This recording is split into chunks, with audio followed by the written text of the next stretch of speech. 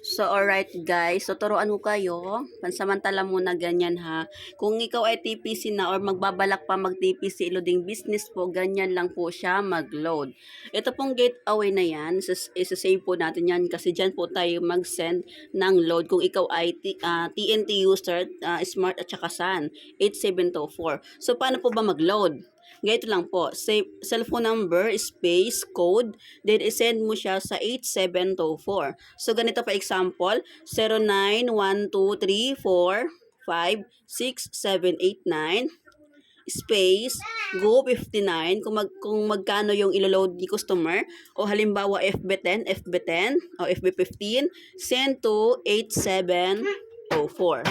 'Di ba guys, napakadali lang kung paano mag-load sa ating TPC e-loading business. So short video lang po to ha.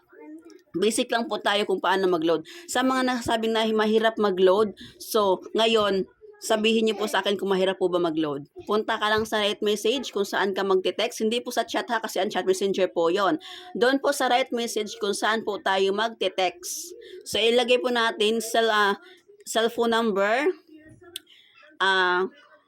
ganyan po, cellphone number, space, ayan, space po siya dito. Kung magkano po ang load ni customer, kung magkano po ang ilo-load niya, no? Ayan po ang code niya. Kung go 59, ganyan po, go 59, and send to 8724. Wag mo nang lagyan na send to. Wag mo nang lagyan nito. Ito lang po siya, ayan.